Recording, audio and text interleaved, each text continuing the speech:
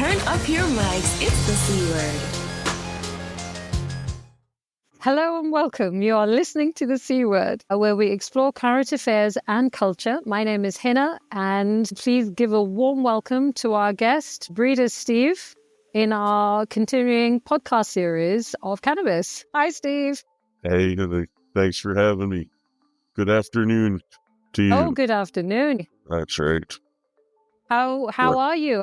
Yeah, things are good. Just puttering along and sort of at mission control. I just monitor my projects, which are all abroad. So at home, I don't go to work every day. I go downstairs and have a Zoom call with the grower in a different continent, and get to keep up with various projects all from home. And then when the weather gets really cold, I like to go visit these warmer places, spend the winter growing crops.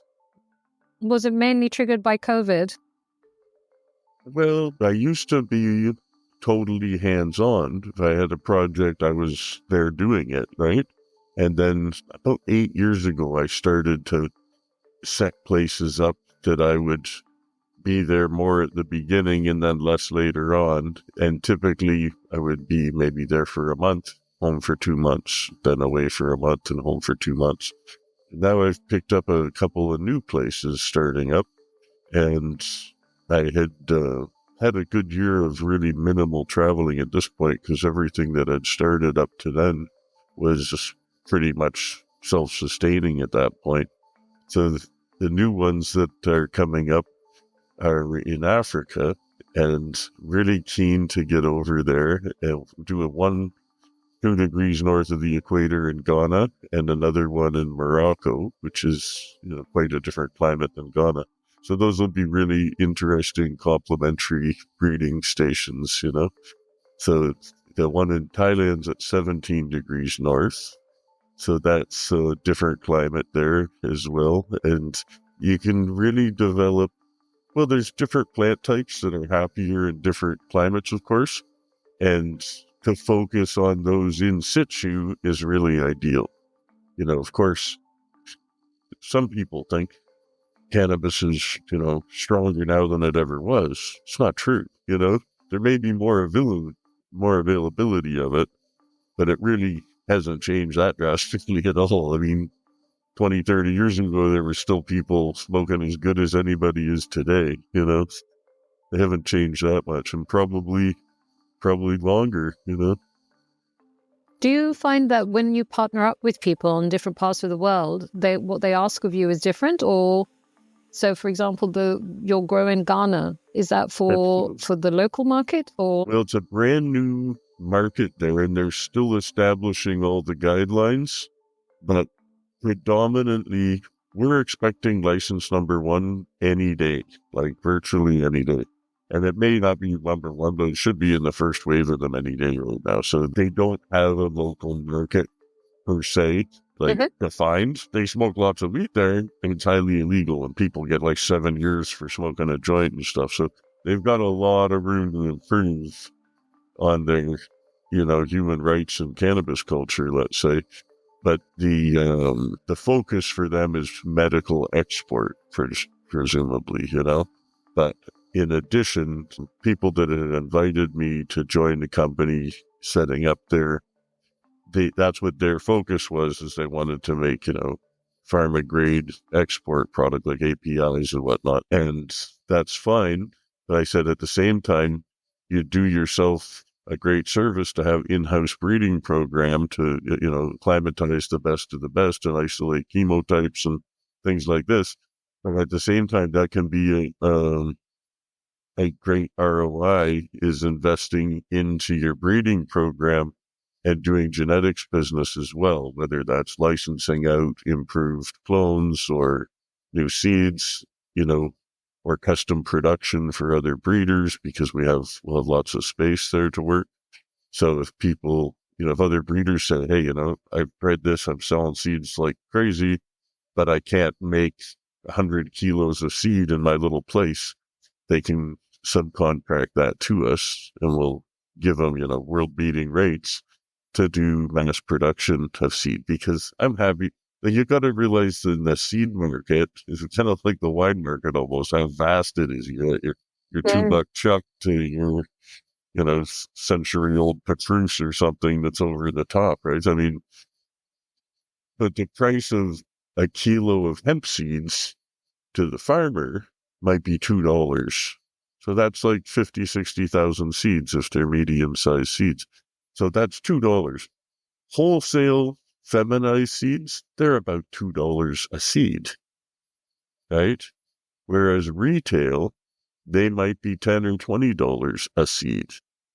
So the difference, there's seeds even more than that. There's people selling $500 packs, $1,500 packs. They're not selling very many, but there's a lot in the $100 or $200 range is pretty common for a pack of 10. So at $10, $20 a seed, that kilo of seed that was $2 as hemp is suddenly a lot more valuable. Right?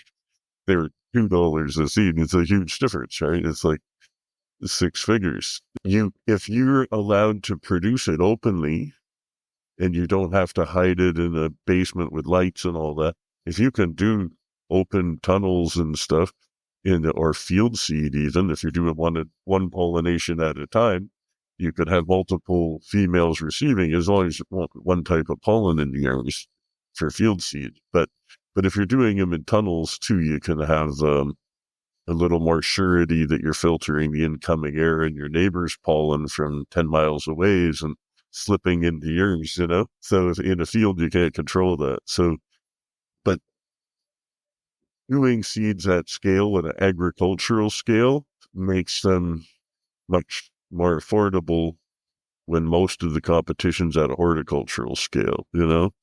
So if you can do large scale seed production of high quality seeds, you can really work to bring the price of seeds down. And I think, lots of people have a seed buying problem, growers, that we buy more seeds than we can grow.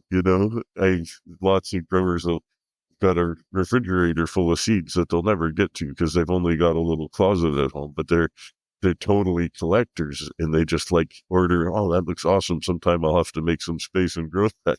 The same model that seeds do in any nursery, if you go to the big box store, they've got their outdoor stuff. They've got spinning racks of seeds from big mainstream seed companies, right? And most of that business is on consignment. So it's kind of like the greetings card business where the people service, they go change out the Mother's Day one and put the Father's Day cards in, and then they just get charged the store for what they've sold. They don't charge them for all the cards up front. They just keep replacing them every year, or every season, or every month, or whatever. And the seed business, the mainstream seed business, when it's legal, mark my words, those people will be into it and there'll be racks of cannabis seeds on those things. So the trick is to start scaling up to that and getting the certifications and accreditations for the seeds. So when you want to take these seeds mainstream, there's a new paradigm coming, for the seed business as it opens up. So I think, not everybody's going to have the wherewithal to do that, but there are going to be people that do, and there's going to be existing companies that say, hey, we already do 200 kinds of seed. We can add cannabis pretty easily and do 10 of those, So, or they might just say, hey, you're USDA approved. We'd like to buy those in bulk and package them, So I want to be that bulk center that can provide seed to wider part of the seed world, let's say. So if they're looking to add cannabis seeds of various types, they see you as a producer that they can white label the packs with their own brand and sell it. Okay. That's the hope with that, just to make them more approachable. Because I want to see everybody growing their own, and they're not the person that's starting out isn't going to drop $200 on a pack of seeds for their windowsill. But I still want the people that are going to pop seeds on their windowsill to have the same crack at a good plant if the genetics are there. So as long as you're giving that great value, then you get more people doing it. There's no reason that has to be lesser quality. And this has ruffled a lot of feathers when I've announced I'm doing this. A lot of guys selling $100 packs or $200 packs are like, like Home Depot or Walmart coming into some town and killing all the family farms. And, it's like, well, the seed business isn't really like that in the greater world, It's not, you can have a boutique seed company. There are little seed companies around, but there's also gigantic seed companies, And the only reason they're not in cannabis now is they're not allowed, right? The little guys are like, well, we're allowed because we got the state approval, but they're not a big, multinational firm. So they don't want to have any risks. So if they're not federally permitted to do, seeds are tricky in the States because the DEA has ruled that they're federally legal. Under the MORE Act, any part of the cannabis plant under 0.3% THC is legally considered hemp. So seeds don't contain THC. So it takes months of care to turn those into something, that they, they're just seeds. And it was crazy how much effort they put into trying to suppress them, and they just made them more valuable and more people worked on them. And I swear the prohibition pushed the industry to, because it had to be efficient and it had to be the best it could be to operate under the threat of major problems, right? So in a way, prohibition kind of sharpened the stick, helped everybody sharpen the sticks, I think. But as it's coming around and going mainstream more and more in more places, we're going to see it start to resemble, you know, typical businesses in those spheres, right? So as far as the seed business, look to the legal seed business of sunflowers and tomatoes and corn and everything else. That's what you're going to be looking at, whether it's from some boutique heirloom seed company down the road or from the big ones doing everything under the sun to it. Then you can't imagine it's just going to stay the same. It's not just going to be boutique people making seeds in their little grow rooms, It will move. I mean, I'm not knocking it. I'm just saying it's not realistic to think that the big ones aren't going to get involved. You know, they will. They absolutely will. They're just held back by, federal legality in the States, at least.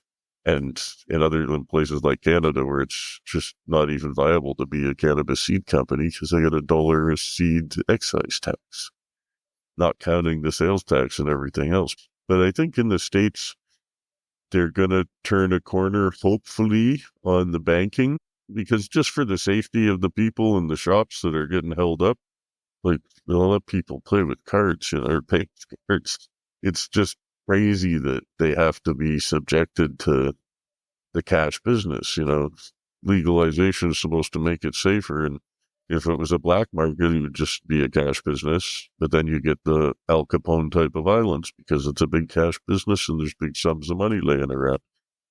You don't have that once it's normalized, just like any other product. Just let people come in and pay. Like, don't make the banks have a conniption over opening cannabis accounts. It's obviously some do, but it's tricky down there for them. And I think even in Canada, where it's federally legal, it's still very hard to get bank accounts here, according to cannabis businesses here I've talked to. And they charge them extra fees and all this. So they really just, feel a little gouged, I think. Turn up your mics. It's the C word. Do you find that cannabis tourism has also changed? Absolutely. Absolutely. The culture is such that the people that really like to smoke, they take it into consideration when they're choosing their next destination. It's a draw for so many people to go somewhere where there's relaxed attitudes and a strong cannabis culture. So I think it's absolutely a draw. And some of the places they say, oh, we don't want to attract that kind of place. It's like, you realize who you're shutting out. Like, there's all kinds of intelligent, successful people that enjoy cannabis, plenty of them. And it's for many places an overlooked demographic, I think. Like, I think Thailand definitely got a bounce in tourism from that, but they were also just coming off the COVID, which was a big problem, right? They're a very tourism dependent country and they have massive, like 20 million visitors. And so the openness they've had for cannabis the last few years has really helped it. And even when they start talking down about it, people are like, we'll change our plans. Well, we're here now. We're here as long as it's good. We're going to keep coming back. But yeah, once they start giving out fines for using it again, we're out of here, you know? So the more open it is, the more attractive it is. And the more controlled it is, the less attractive it is. So uh, I don't think it's driven a huge amount of tourism to Canada, but also Canada's very restrictive about it and cold half the year. But there's no social clubs where you can go and smoke it. You can't smoke it at a bar, you know? So it's still like you can go to a store and buy it. You can go and, puff it in private somewhere or eat your edibles. Or, it's anywhere. In Canada, it's absolutely ubiquitous.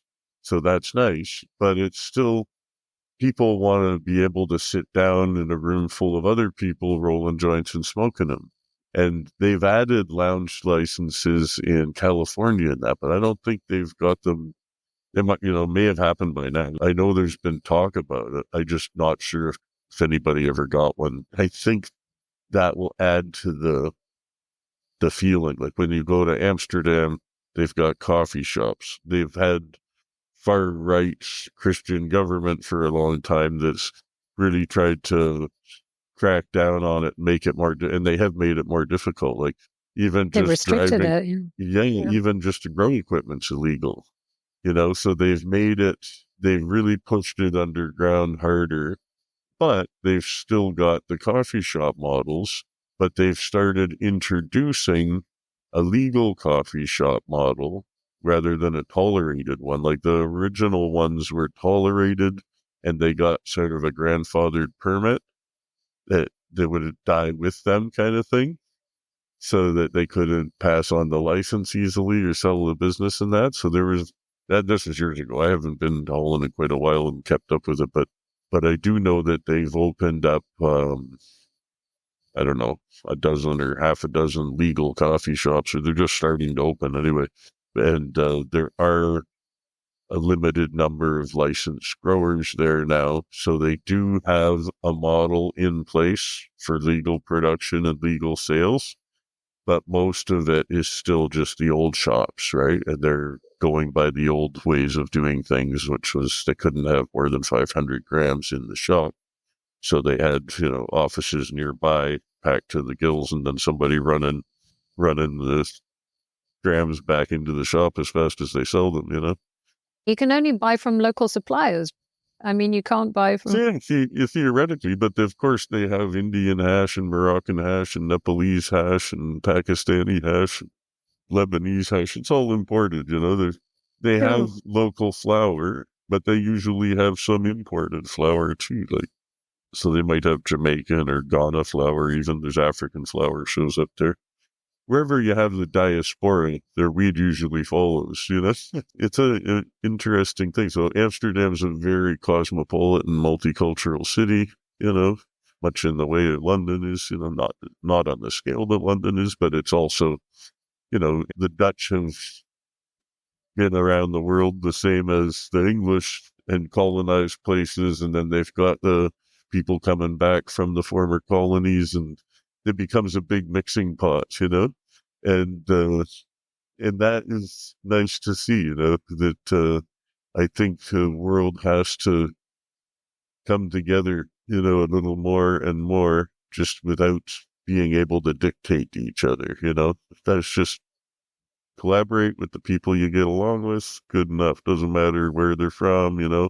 But there's ways to coexist, and then there's the invader mentality. It's all a disaster in some ways. But the I don't know what to think. Some days I just lose it because the world is so divisive. And I just think that is such a cause of big problems. anyway, it's cannabis has always been cultural. How do you select your tribe? I mean, what are your how do you know? Is it now because you've met so Well, many people, it's like a knowledge you just know? I'm Or no is it expert on it. I hook up with bad people all the time. I am the wrong guy to ask. I swear. I think, I like to think I have good judgment of character, but I've been proven wrong over and over. So I've stopped thinking I'm a good judge of character. but the science doesn't lie. How that's what I mean. A lot of the time in the culture of cannabis, one would have thought intuition comes into it quite a lot. Or Lots, yeah. They used in the old days, you really had to trust your gut because yeah. it was very risky. If you were in the cannabis business, you were taking big risks, and there was no contracts in writing. Everything was done on a handshake and preferably in person and not on the phone. So, I mean, you had a real one-on-one trust relationship with people you'd work with because, things go sideways, there's big problems for everybody. So you don't, everything has to be, if it's a win-win, then everybody's happy. But if somebody loses, then pretty soon nobody's going to be happy. Yeah. So yeah, I think it really mattered. It still matters a lot because now there's a lot more people in the industry that definitely wouldn't have been when there was some risk associated with it. So it's become the domain of pump and dump stock people and it's just kind of, it's predictable that it was going to happen. And even like I was talking about with you yesterday, all those new products of like they've got weed with glitter on it and all kinds of weird shit. Like it just made it like, and all these artificial flavors are sprayed with oil. I mean, if you tried to sell somebody that and when I was in high school, they'd punch you in the face, like, what is this crap? You can't sell that shit. Like in the legal market, they can get away with it. Like they, there's really abysmally low standards for what they can sell. So Yeah. anyway, it's totally a brave new world. What are your thoughts on people wanting to propose automated grow systems for cannabis? So, where everything's done Yeah, through technology. Do I you love think it. that's a good Those are idea? cool. Those are cool. Yeah, absolutely. Nowadays, of course, there's apps for everything, so you can have garden control things on your app. And absolutely, I would especially if I had an indoor place. But I've had really nice weather stations set up in the fields, sometimes even in different parts of the same field. But those weather stations monitor all the variables that you have no control over. So, I mean, at least the high and low temperature, the high and low humidity, the wind speed, the UV, and, you've got data logged for your crop. So you can isolate times when things go right or wrong and see, what's working best and what's not working. So the data loggers for field farms are important. And once you get into the horticultural paradigm in the greenhouse or indoor like that, now you can control really a lot of variables. And even like the new generations of lights, which I haven't used. I haven't used lights in really a long time, but I was using like high pressure sodiums. And nowadays, a lot of people are onto these really high end LEDs. I've seen some of these in tours I've been on where they've had a, a light sensor that reads the light reflected off the leaf surface. Oh, And it wow. tells you from the plant, like the plant can pretty much control its own. If they just had an AI between the controls and the reader, the plant itself could say, I want more light. I kid you not, I've seen these already. So they've, now the plant tells you it can use more light and you turn up the light. But there's no way you can't just connect the two, and cut out the middleman. So yeah, you can have plants literally request a little more blue spectrum, I like a little more red today. You can totally have technology that we haven't even dreamt of is what's coming out basically. It's amazing.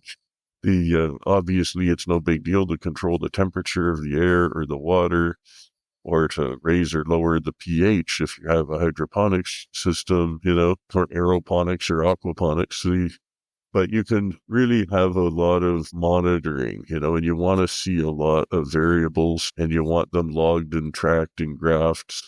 One of the things that I identified and I announced to the world at large in the last year or two was I call the cannabis median heat units. So there's such a thing called CHUs, which are corn heat units.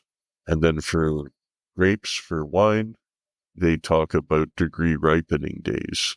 So from the time of bud break till the time they finish, how many degree ripening days is it? And that's you just add up the highs every day to get that. So you might need, I can't remember the numbers, but you might need 2,600 hours or 2,600 degree ripening days for Cab Sauv, but 19 for Pinot Gris. So you can select your sites based on the degree ripening day data from those sites. So you really want to match your site to the grape cultivar. So all those cuttings, you can get different cuttings of Pinot Noir, different cuttings of Merlot. It's not just one cutting. There's a few selections of them. So you might get 5 different Pinot Noir cuttings, and they all might like a little different conditions better than others. But overall, you don't necessarily plant a Syrah and a Gewurz in the same vineyard. The Gewurz loses acidity faster than anything. They ripen quite quickly, whereas the Syrah is going to be really stiff tannins unless it reaches phenolic ripeness, and that might need 3,200 degree ripening days. So anyway, with is really standard practice in viticulture to know the degree ripening days of a site and to match the variety to the site, right? In corn, we have corn heat units, roughly the same idea as degree ripening days. So I realized how much this applied to corn, how much this applies to grapes. It's a parallel universe, right? So all plants need a certain amount of heat units to ripen. So with cannabis, I used to have an idea of how long a cutting took indoors. And I kept my indoors pretty much trying to aim cool nights, whatever in the day. I work to keep it cool, which gets more color in the plants usually too. And it delays the ripening, but I didn't know that because I really thought that was the ripening time. So say I have my sweet pink grapefruit cutting, and I expect this cutting takes 60 days in flower, to get to where I'm happy with it. 60 days, way I normally do it. I would find in the greenhouse, which is about 10 degrees warmer day and night than outside temperatures even, that plant would finish a week faster than I expected. And every plant was like this. And when I took them to the greenhouse, they were finishing a week faster. So I was really like, wow. But we were also manipulating the photo period. So instead of indoors, I had them on 12-12 for flowering, neutral. I did 11 light, 13 dark in the greenhouse because I was doing light deprivation to force them to flower in the middle of the summer. But it was very warm and they hold the heat in at night. And still, I didn't realize it. I thought it was from the difference in the light, both the light intensity, but also the different daylight length. I'm like, oh, the longer nights are helping it along. Anyways, that's what I thought. But later, I started growing on the equator, and I would see those same cuts finish in 45 days. So now I'm like, how that shaves 2 weeks off of that. That's basically turning an 8-weeker into a 6-weeker. And I mean, done. There was no more room for that plant to fill in. The buds were, it wasn't just that type. This applied to 100 types. So then I realized, and then I'm looking at the weather because the days weren't really any hotter. The nights were 24 was my lows, so I was getting a low of 24 in that season. There was a low of 24 for that crop. And I was like, it's the median. The easiest way to look at this is the median temperature. So I formulated cannabis median heat units as a way. So I think every seed catalog in the next couple years, every seed company in the world is going to start listing the cannabis median heat units because they'll say time to finish and people put 8-9 weeks indoors, mid-October outdoors. even that, mid-October in California is different than mid-October in BC. The plants harvest much earlier in California, then Oregon, then Washington, then BC. The harvest moves up the coast for grapes, for strawberries, for peaches, cherries, you name it. They start harvesting much earlier further south, and the harvest moves north, acorns in Spain, where they move those special pigs, right? They start eating acorns in the south of Spain. They follow the harvest north. It's the time is shorter to ripen it because they have warmer nights and more heat in the day too. But overall, it's the median heat unit. It's the easiest way to calculate that. So we'll see it first on the Stars and Stripes site where I'm posting the seeds. We'll put median heat units, cannabis median heat units in the tester form because we have official testers on that site. So people that want to grow out samples for us in test fields or in their garage or wherever they grow, we want to see different plants grown in different conditions and get the feedback and data from them. One of the things I'm asking them to calculate is their high and low every day so we can track their median in heat units. And that's a new way of evaluating the ripening times of cultivars for cannabis, And we'll have to put the link in at the bottom if anyone wants to have more information. I read a thing about it on the forums at Stars and Stripes. I wrote about cannabis median heat units there. So we can follow up some more on that. But it was like, I think I figured it out probably 7-8 years ago. It's for everybody to use and know. It's just a more accurate way for people to evaluate the plants they're looking at. How long does this take? It makes a big difference where you are when it finishes, So I would rather say it takes this many median heat units. So average out your highs and lows. If you want to accelerate the ripening, keep warmer nights, and people will see that this will. Imagine shaving a quarter off their flowering times. That's extra crops in a year, That's a free tip for anybody, That's, extra crops in a year. If you've got $100 million greenhouse facility, and there's ones that are worth 5 times that, if you can suddenly get 25% more crop in every year just because to raise the night temps, that's a big deal, If somebody wants to get more tips, is it on your website at all? If they go on the forums, that's where I'll answer questions there.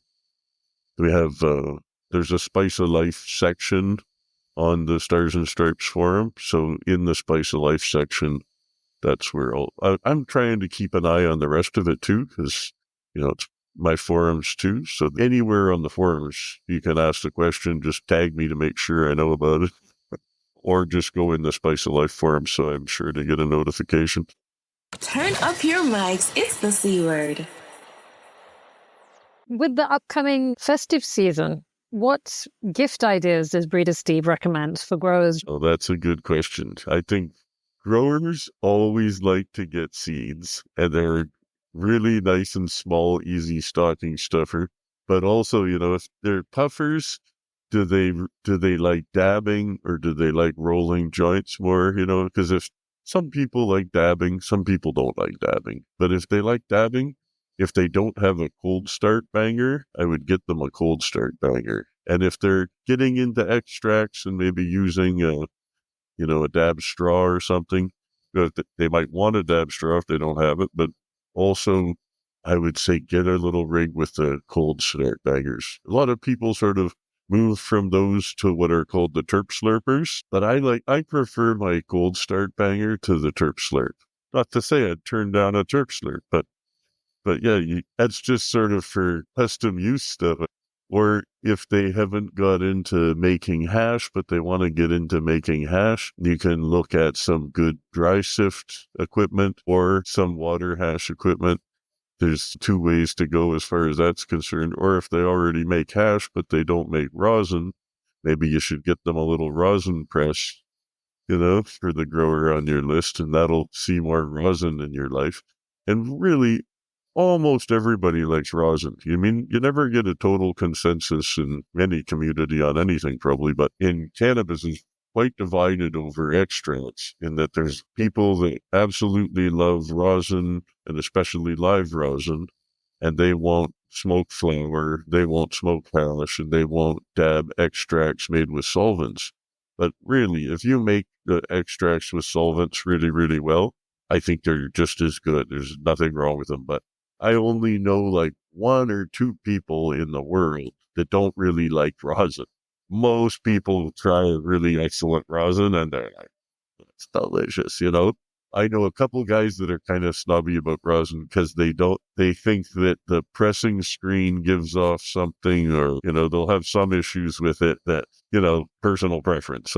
There's no right or wrong. If you don't like it, you don't like it, But I think most people are absolutely thrilled to have some nice, fresh live rosin. And for making live resin or live rosin, it's really nice, almost essential, pretty much essential to have a freeze dryer. So you can get small freeze dryer units for a home grower, or of course, commercially they're available in all shapes and sizes. And I've been repping one manufacturer actually from China for a while that they have units that are up to 2 million, 3 million bucks, but they're pharmaceutical grade with the clean in place and the whole thing. And they also have food grade ones. So the food grade ones are a fair bit cheaper and they sell them to people processing mango strips and stuff like that. But the pharmaceutical ones, like they were so busy though, like the lead time became huge because they're all in use for vaccines, manufacture of vaccines, and they have huge plants of these things. There's 100 of these units that are 2 million bucks a unit, like huge plants. And all the trays of vaccines would be hanging from like an I-beam on the roof. And they would have these trays that go into the unit, then the doors close, freeze dry them for 45 minutes, and then they travel out of it on these overhead things. Like the freeze drying, you can get a desktop one, or you can get ones the size of tractor trailers, and stack them. But there's the freeze drying is a big part of how the best extracts are made today. So that's for sure. Anyway, I'm happy to take a commission on anybody that wants those.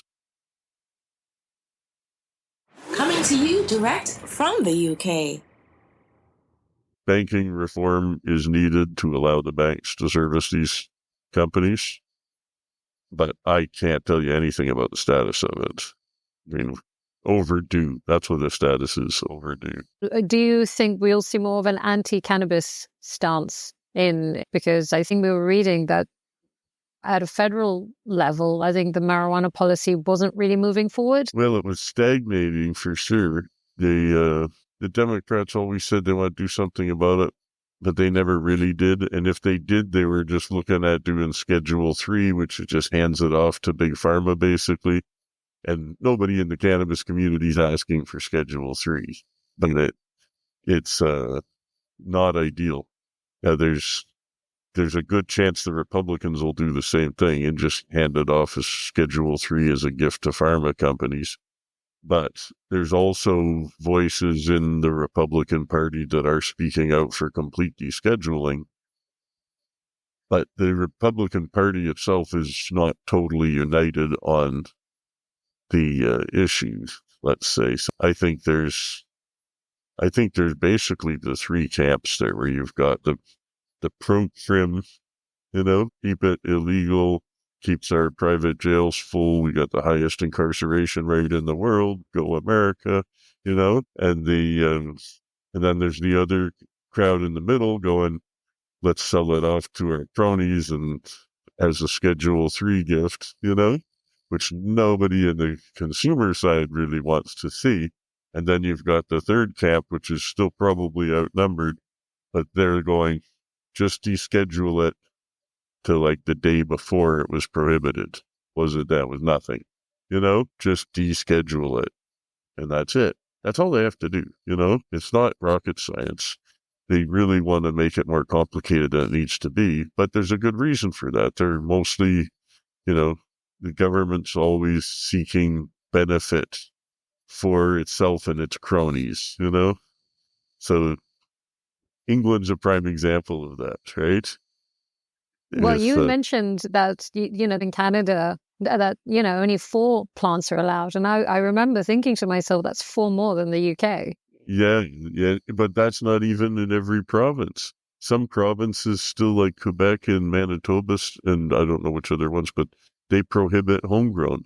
So federally, 4 plants is allowed, but province by province, they have the say, so it's backwards. But yeah, of course, there are people lobbying against that and fighting it in court, and they're pushing back. But yeah, 4 is better than none. And if you're allowed 4 and you've got 6 or 8, nobody probably cares, It's just if your neighbors in BC, if your neighbors complained, then the police can come and ask you to cut them down. If they're in your neighbor's sight line, if your neighbor can see your plants and complains, the cops can come and ask you to cut them down. So that's still unacceptable.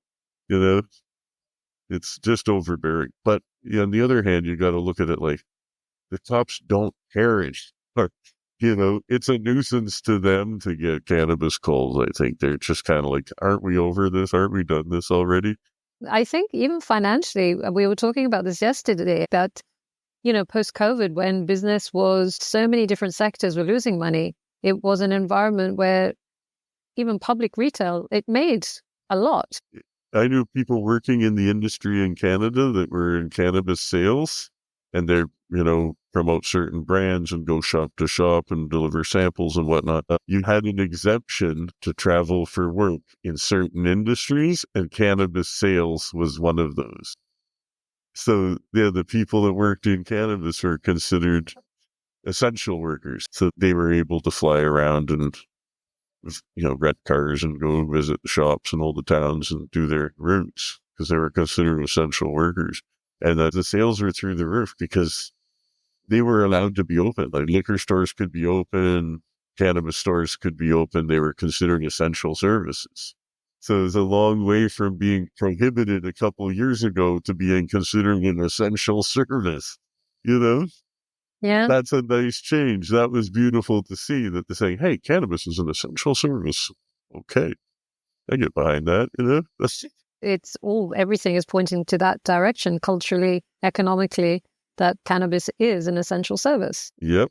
Bit by bit, the dominoes are falling. They're falling slowly, but they're falling. And I think Czech Republic's coming up with a more open approach soon, I hope. I don't know what the deal's going to be exactly. I try and follow the international news a bit, and the same with the national in Canada. But in Canada, I haven't really been inspired to participate in the industry because I've seen it as over-regulated and overtaxed. I know it's good for some people that have always dreamt of doing it, and they get a chance to do it. But I know also most of them have had their behinds handed to them by the realities of the market and the realities of the overtaxation. Is literally they're just working to pay taxes. They're not really getting the take home. They're not paying off their investment. They're just selling weed to pay the taxes. That's about it. And to me, I saw that in Bill C-45 when it came out. I always read the Canadian bills when they came out. There was MMAN, MMPR, ACMPR, and then the Cannabis Act, which was C-45.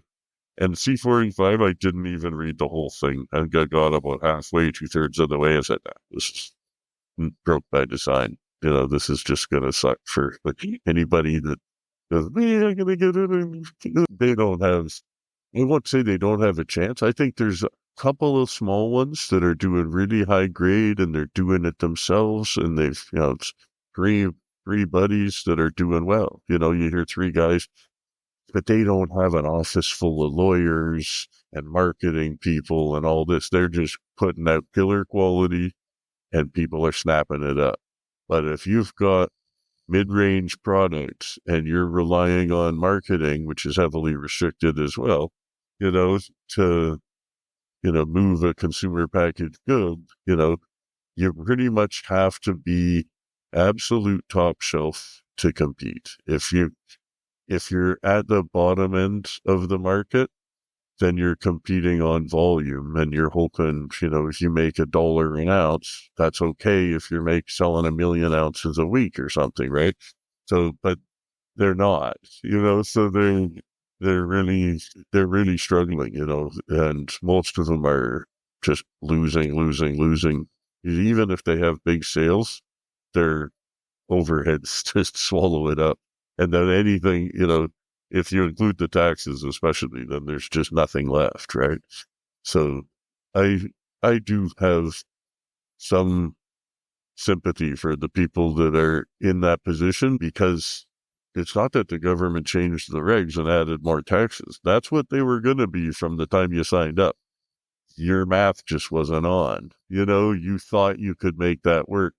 I knew even I didn't want to bother trying to make that work, because I just saw it as, they're going, oh, we can make this work. Our business plan shows that the price of weed is $10 a gram. Whereas my experience showed me, like when I went to Switzerland, when it was legal, and everybody started growing it, because hadn't been made illegal, right? So there wasn't like special cannabis taxes or licenses. It was just like doing tomatoes. There was absolutely normalized activity. But as, efficient, skilled foreigners showed up and went to town there, we crashed the price, So even the absolute top end was $1.50 a gram by the time I left. 1,500 a kilo in francs, 1,500 a kilo, which at the time was like Canadian. Francs are higher now. But if you're getting 1,500 a kilo, and 2 years before, that same kilo was 6,000 or 7,000, right? So suddenly there was so much of that top quality stuff that the low quality stuff that most of the locals had been growing in their fields and stuff, that wasn't great genetics, and they were taking it a bit early, and because it starts to rain a bit early there, and their weed wasn't worth the price of trimming it, because it cost you 400 francs to trim a kilo at the time. And the price of that weed was dropping to like 400 or 500 a kilo. It was just a price of trimming it.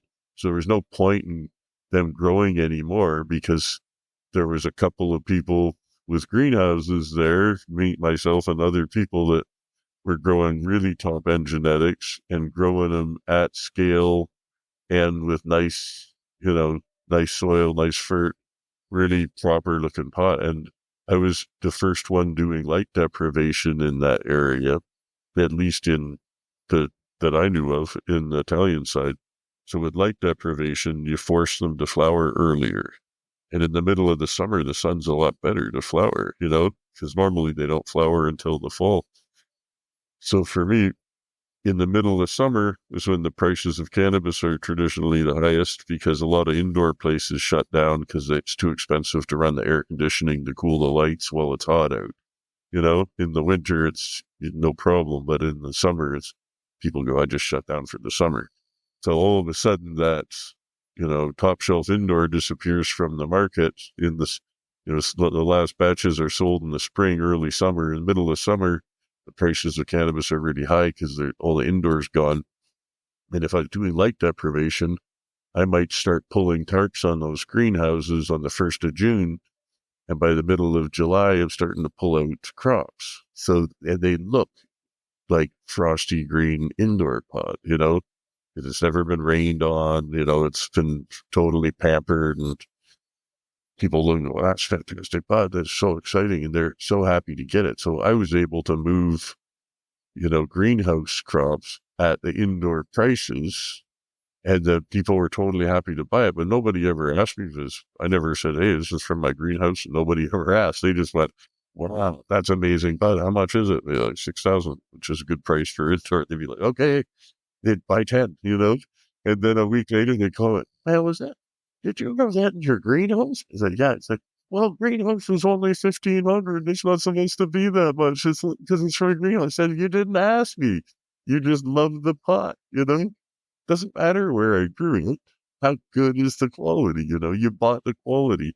You didn't buy a story. I didn't tell you a story. I just showed you the pot. But they didn't think about greenhouse being ready until October or something, right? Because other people were just putting it in there. They were letting it grow into the roof of the greenhouse. There's no airflow. All the greenhouse would be moldy.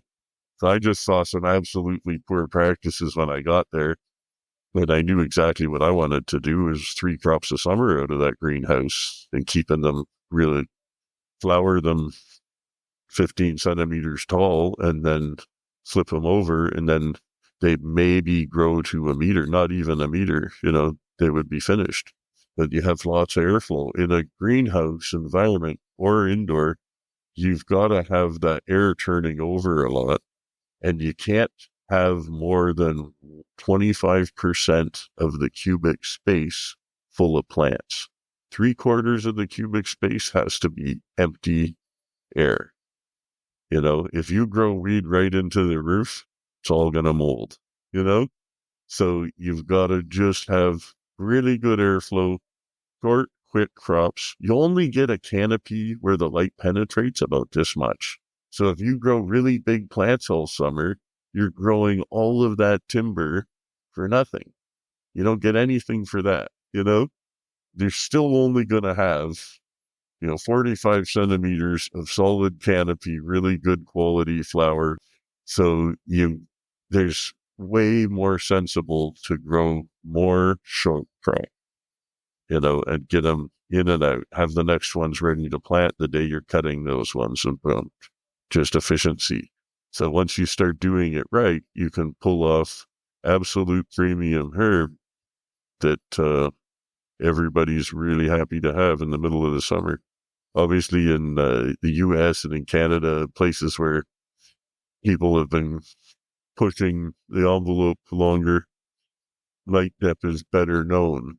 The light depth situation is a great technique, whereas in the tropics, we don't have those long days to contend with. Everything wants to flower too fast because it's always 12-12 at the equator.